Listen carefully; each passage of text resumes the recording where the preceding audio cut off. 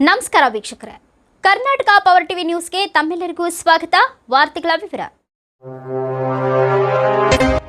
12ನೇ ಶತಮಾನವೆಂದರೆ ಶರಣರ ಕಾಲ ಎಂದರೆ ತಪ್ಪಾಗಲಿಕ್ಕಿಲ್ಲ. ಕನ್ನಡದ ವಚನಕಾರರಲ್ಲಿ ವಿಶಿಷ್ಟ ವ್ಯಕ್ತಿತ್ವ ಉಳ್ಳಂತ ನಿಜ ಶರಣ ಅಂಬಿಗರ ಚೌಡಯ್ಯ ಆ ಒಂದು ಕಾಲಘಟ್ಟದಲ್ಲಿ ಜಾತಿ ಕುಲಗಳ ಎಲೆ ಮೀರಿದ ಸಾಮಾಜಿಕ ಹಾಗೂ ಸಾಂಸ್ಕೃತಿಕ ಮಹಾ ಚಳುವಳಿಗೆ ಇತಿಹಾಸದಲ್ಲಿ ಗುರುತಿಸಲ್ಪಡುತ್ತದೆ.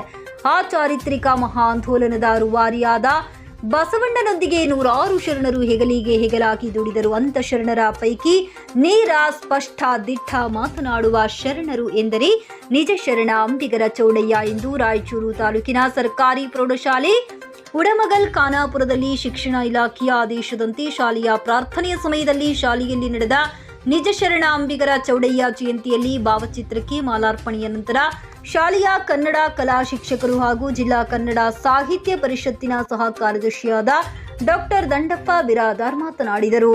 ನಂತರ ಅತ್ಯಂತ ಪ್ರಾಮಾಣಿಕ ಶರಣ ಅಂಬಿಗರ ಚೌಡಯ್ಯ ಇವರು ತಮ್ಮ ಅಂಬಿಗ ವೃತ್ತಿಯಲ್ಲಿ ಪ್ರಾಮಾಣಿಕವಾಗಿ ಇದ್ದಂತಹ ವ್ಯಕ್ತಿ. ತುಂಗಾದಡದಲ್ಲಿ ತಮ್ಮ ಕಾಯಕವನ್ನ ಪ್ರಾರಂಭ ಮಾಡಿದರು. ಆ ಒಂದು ಪ್ರಾಂತದ ರಾಜನ ಮಗ ಸಾವಿನ ಸಂದರ್ಭದಲ್ಲಿ ತಮ್ಮ ದಿವ್ಯ ಔಷಧಿಯಿಂದ ಬದುಕಿಸಿ ರಾಜನಿಗೆ ಮತ್ತು ಆ ಕುಟುಂಬದ ಅಪಾರವಾದ ಸಂತೋಷಕ್ಕೆ ಕಾರಣರಾದವರು. ರಾಜನು ಬಹಳಷ್ಟು ಸಂಪತ್ತನ್ನ ಕೊಟ್ಟರು. ಆದರೆ ಆ ಸಂಪತ್ತನ್ನ ತನ್ನ ಗುರುಗಳಾದ ಶಿವದೇವ ಮುನಿಗೆ ದಾನ ಮಾಡಿ ಕಲ್ಯಾಣದತ್ತ ಹೊರಟು ಬಂದು ತಮ್ಮ ವಿಚಾರಗಳನ್ನ ಮತ್ತು ವಿಷಯಗಳನ್ನೆಲ್ಲ ಅನುಭವ ಮಂಟಪದ ಶರಣರ ಮುಂದೆ ಹಂಚಿಕೊಂಡು ವಚನಗಳನ್ನ ರಚನೆ ಮಾಡಿದರು. ಅಂಬಿಗ ಅಂಬಿಗ ಎಂದು ಕೊಂದು ನುಡಿಯದಿರುವ ನಂಬಿದರೆ ಒಂದೇ ಹುಟ್ಟಲ್ಲಿ ಕಡಿಯ ಹಾಯಿಸುವನು. ಅಂಬಿಗರ ಚೌಡಯ್ಯ ಎನ್ನುವ ಅವರ ವಚನದಲ್ಲಿ ಆ ವ್ಯಕ್ತಿಗಳ ನಂಬುವ ರೀತಿ ಕುರಿತು ಹೇಳಿದ್ದಾರೆ. ಮನುಷ್ಯನಿಗೆ ಆಸರೆ ಕೊರತೆ ಇಲ್ಲ, ಅದರ ಬಗ್ಗೆ ಹೀಗೆ ವಚನ ಬರೆದಿದ್ದಾರೆ. ಬಡತನಕ್ಕೆ ಹುಂಬವ ಚಿಂತೆ, ಉಡಲಾದರೆ ಉಡುವ ಚಿಂತೆ, ಉಡಲಾದರೆ ಇಡುವ ಚಿಂತೆ, ಇಡಲಾದರೆ ಹೆಂಡತಿ ಚಿಂತೆ, ಹೆಂಡರಾದರೆ ಮಕ್ಕಳ ಚಿಂತೆ, ಮಕ್ಕಳಾದರೆ ಬದುಕಿನ ಚಿಂತೆ, ಬದುಕಾದರೆ ಕೇಡಿನ ಚಿಂತೆ, ಕೇಡಾದರೆ ಮರಣದ ಚಿಂತೆ. ಇಂತಿ ಹಲವು ಚಿಂತೆಯಲ್ಲಿ ಇರುವನು ಕಂಡೆನು, ಶಿವನ ಚಿಂತೆಯಲ್ಲಿ ಇರೊಬ್ಬರನ್ನು ಕಾಣೇನೆಂದಾತ ನಮ್ಮ ಅಂಬಿಗರ ಚೌಡಯ್ಯ. ನಿಜ ಶರಣ ಎನ್ನುವಂತ ಅರ್ಥಪೂರ್ಣವಾದ ಹೀಗೆ ಸುಮಾರು 300 ಮೇಲ್ಪಟ್ಟು ವಚನಗಳನ್ನು ರಚನೆ ಮಾಡಿದ್ದರು. ಅವುಗಳಲ್ಲಿ 270 ವಚನಗಳು ಲಭ್ಯವಾಗಿವೆ ಎಂದು ಡಾಕ್ಟರ್ ಬಿರಾದಾರ್ ಹೇಳಿದರು. ಈ ಸಂದರ್ಭದಲ್ಲಿ ಪಾಂಡುರಂಗ ದೇಸಾಯಿ, ನಫೀಜಾ, ಅಂಜುಮಾ, ಅನಿತಾ, ಎನ್ ಸಾವಿತ್ರಿ, ಸರಸ್ವತಿ, ಶಿವಲೀಲಾ ಸೇರಿದಂತೆ ಶಾಲಾ ಸಿಬ್ಬಂದಿ, ನೀಲಕಂಠ ಹಾಗೂ ವಿದ್ಯಾರ್ಥಿಗಳು ಉಪಸ್ಥಿತರಿದ್ದರು. ಕುಮಾರಿ ಗೀತಾ ಕಾರ್ಯಕ್ರಮ ನಿರೂಪಣೆ ಮಾಡಿದಳು. ಕುಮಾರಿ ಸುಗಮ ಸ್ವಾಗತಿಸಿ ಕೊನೆಯಲ್ಲಿ ವಂದಿಸಿದಳು. ಕ್ರಿಸ್ತಶಕ 1120 ಹಾವೇರಿ ಜಿಲ್ಲೆಯ ರಾಣೆಬೆನ್ನೂರು ತಾಲೂಕಿನ ಒಂದು ಗ್ರಾಮದಲ್ಲಿ ಜನಿಸಿದಂಥ, ಅಂದರೆ ಶಿವಪುರ ಗ್ರಾಮದಲ್ಲಿ ಜನಿಸಿದಂಥ ಇವರು ವಿರೂಪಾಕ್ಷಿ ಮಗನಾಗಿ ಜನಿಸ್ತಾರೆ. ಬಾಲ್ಯದಲ್ಲಿ ಒಳ್ಳೆ ವಿಚಾರಗಳನ್ನು ಇಟ್ಟುಕೊಂಡು ತಮ್ಮ ಜೀವನವನ್ನು ನಡೆಸ್ತಾರೆ. ನಂತರ ಇವರು ಬೆಳೆದು ವಯಸ್ಸಿಗೆ ಬಂದ ಮೇಲೆ ದಾಂಪತ್ಯ ಜೀವನಕ್ಕೆ ಕಾಲಿಡ್ತಾರೆ. ಆಗ ಸಂಸಾರವನ್ನು ನಡೆಸುವ ಹಿನ್ನೆಲೆಯಲ್ಲಿ ಅಂಬಿಗ ವೃತ್ತಿಯನ್ನು ತುಂಗಾ ನದಿಯಲ್ಲಿ ಪ್ರಾರಂಭ ಮಾಡ್ತಾರೆ. ಅಂಬಿಗ ವೃತ್ತಿ ಅಂದರೆ ಒಂದು ಊರಿನಿಂದ ನದಿಯ ಮೂಲಕ ಮತ್ತೊಂದು ಊರಿಗೆ ಸಾಗಿಸುವಂಥದ್ದು. ಒಂದು ದಡದಿಂದ ಮತ್ತೊಂದು ದಡದಲ್ಲಿ ಆ ಒಂದು ಅರುಗೋಲಿನಲ್ಲಿ ಸಾಗಿಸುವಂಥ ಕಾಯಕವನ್ನು ಮಾಡ್ತಿದ್ರು. ಆ ಹಿನ್ನೆಲೆಯಲ್ಲಿ ಆಗಿನ ಶರಣರು ಯಾವ ಕಾಯಕ ಮಾಡ್ತಿದ್ರು ಆ ಕಾಯಕದ ಹೆಸರಿನ ಮೇಲೆ ಅವ್ರನ್ನ ಕರೆತಿದ್ರು. ಚೌಡಯ್ಯನವರು ಅಂಬಿಗ ವೃತ್ತಿಯನ್ನು ಮಾಡ್ತಿದ್ರು. ಅದಕ್ಕಾಗಿ ಅವರಿಗೆ ಅಂಬಿಗರ ಚೌಡಯ್ಯನವರು ಅಂತ ಆಗಿನ ಕಾಲದಲ್ಲಿ ಶರಣರವರನ್ನ ಕರೆಯುವಂಥ ರೂಢಿಯನ್ನು ಇಟ್ಟುಕೊಂಡಿದ್ದರು. ನಂತರ ಬರೋ ಎಷ್ಟು ಪ್ರಾಮಾಣಿಕರಾಗಿದ್ದರು, ಎಷ್ಟು ದಿವ್ಯಶಕ್ತಿ ಇದ್ದರೆ ಆ ಒಂದು ತುಂಗಾ ನದಿಯಲ್ಲಿ ದಿನನಿತ್ಯ ಕಾಯಕವನ್ನು ಮಾಡಿಕೊಂಡು ತಮ್ಮ ಮನೆಗೆ ಹೋಗ್ತಾ ಇದ್ರು. ಆದರೆ ಆ ಒಂದು ಪ್ರಾಂತದಲ್ಲಿ ಇರ್ತಕ್ಕಂಥ ರಾಜ ಗುತ್ತಲ್, ಆ ಒಂದು ಅವರ ಮಗ ಸಾವನ್ನಪ್ಪಿದ ಸಂಪೂರ್ಣವಾಗಿ ರಾಜ ಮತ್ತು ರಾಣಿಯರು ದುಃಖದ ಮಡಿಲಿನಲ್ಲಿ ಮುಳುಗಿರ್ತಾರೆ. ಬಹುಶಃ ಮಗ ಸತ್ತ ಎನ್ನುವಂತ ಆ ದುಃಖದಲ್ಲಿ ನಿಜ ಶರಣ ಅಂಬಿಗರ ಚೌಡಯ್ಯನವರು ಹೋಗ್ತಾರೆ. ಅದೇನು ಗೊತ್ತಿಲ್ಲ ಏನೋ ಅಂಬಿಗರ ಚೌಡಯ್ಯನವರು ಅವರ ಮನೆಯ ಮುಂದೆ ನಿಂತು ಯಾವುದೋ ಒಂದು ದಿವ್ಯ ಔಷಧವನ್ನ ಆ ದೇಹಕ್ಕೆ ನೀಡುತ್ತಾರೆ.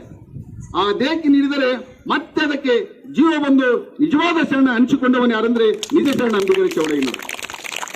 ಇದು ಇತಿಹಾಸ.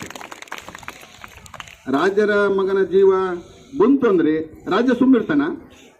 ಅವನಿಗೆ ಬಂಗಾರ ಬೆಳ್ಳಿ ಆಸ್ತಿಯನ್ನ ಕೊಡ್ತಾನೆ. ಆ ಆಸ್ತಿಯನ್ನ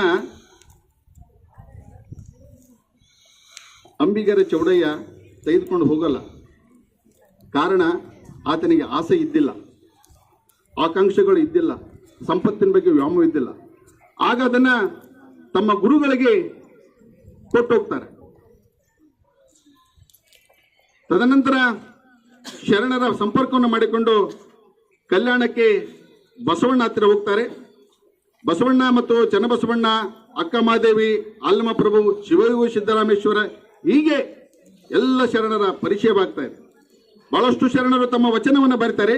ವಚನದ ಕೊನೆಗೆ ತಮ್ಮ ಮನಿದೇವರ ಅಂಕಿತ ನಾಮವನ್ನು ಇಟ್ಕೊಳ್ತಾರೆ.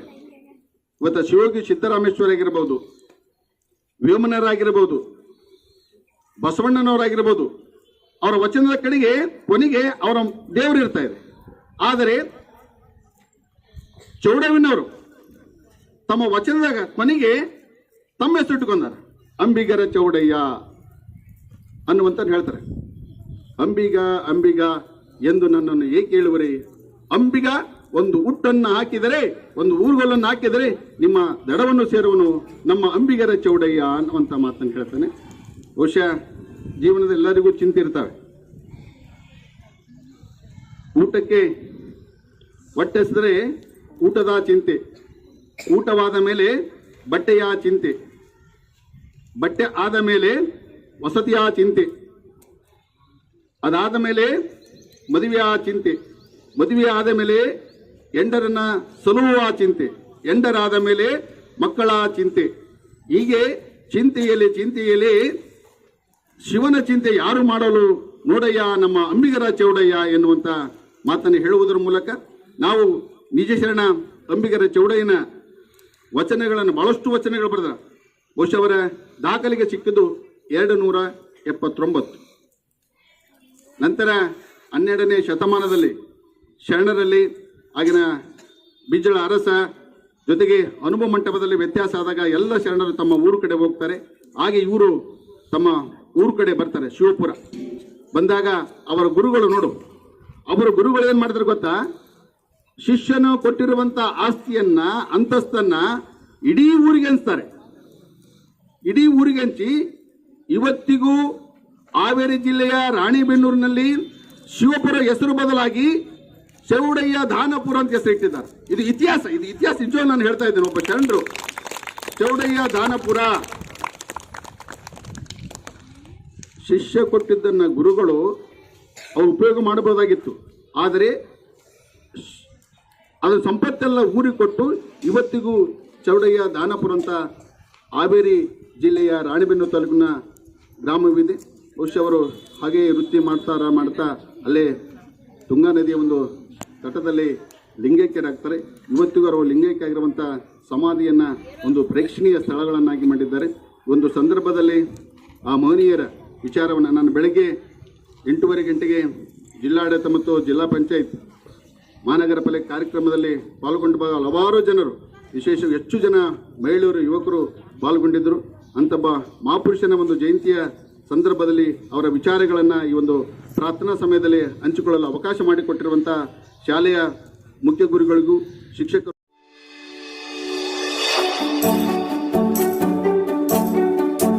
ನೀವಿನ್ನು ನಮ್ಮ ಚಾನೆಲ್ಗೆ ಸಬ್ಸ್ಕ್ರೈಬ್ ಮಾಡಿಲ್ಲವೇ? ಹಾಗಿದ್ರೆ ತಡಬೇಕೆ? ಹಿಂದೆ ಸಬ್ಸ್ಕ್ರೈಬ್ ಮಾಡಿ, ಬೆಲ್ ಐಕಾನ್ ಪ್ರೆಸ್ ಮಾಡಿ, ಶೇರ್ ಮಾಡಿ, ಕಮೆಂಟ್ ಮಾಡಿ.